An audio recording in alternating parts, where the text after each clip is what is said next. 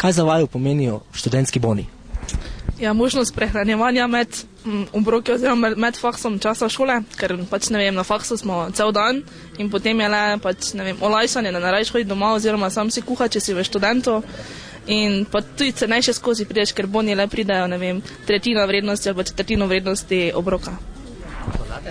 Ja, no, kot tu je manj stroškov, mislim, boni so ipak bolj poceni, ne? Medtem ko pa, če bi tako morali iti, pa bi si kupovali, bi več denarja porabili za to, ne?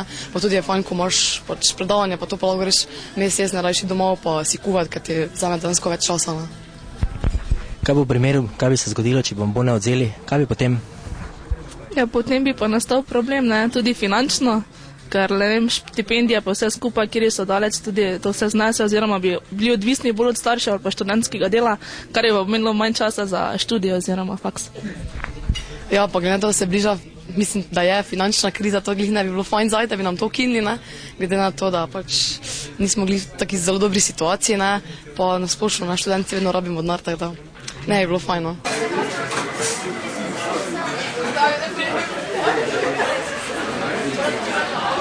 Kaj pravzaprav se dogaja zdaj v tem trenutku? Na ministrstvo smo naslovili odprto pismo, v katerem smo ministrstvo zaprosili za sestanek, v čemer bi pač pozorili na težave, ki so se v Mariboru sedaj zgodile in tudi skratka na cel sistem sploh, ki trenutno obstaja. Trenutno čakamo na odgovor. Situacija, v kateri pa smo se sedaj znašli, pa je, da na vseh naših večjih fakultetah, kot so fakulteta za elektrotehniko, računalništvo in informatiko, fakulteta za kemijo, kemijsko tehnologijo, gradbena fakulteta, fakulteta za strojništvo, pedagoška fakulteta, fakulteta za naravoslovje in matematiko, filozofska fakulteta in pa v določeni predeli študentskih kampusov več nimajo v restauracijah, ki so namenjeni izključno študentom, možnost subvencionirane prehrane. Skratka, prodaja bonov je ustavljena, prepovedana. In koliko študentov je ostalo brez prehrane? Skratka, v številkah točnih ne bi vedel točnih podatkov, jih lahko pridobim, gre pa dejansko za največje fakultete na naši univerzi, ne? Tako da lahko govorimo o zelo velikem številu študentov, ki sedaj se morajo dejansko hoditi prehranjevati na druge lokacije, izven svojih fakultet, tam nastajajo sedaj, tako rečeno, gužve, skratka nastajajo veliki problemi.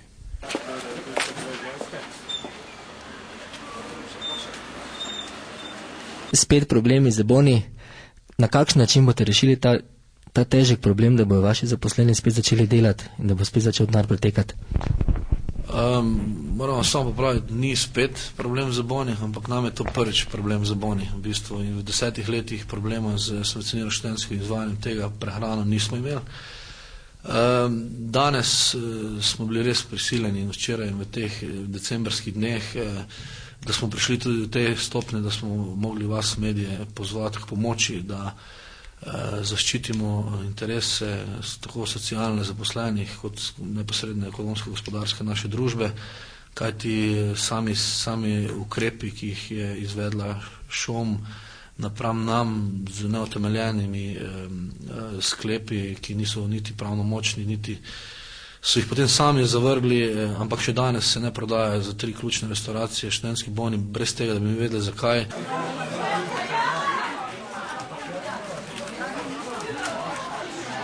Kaj za vas pomenijo boni?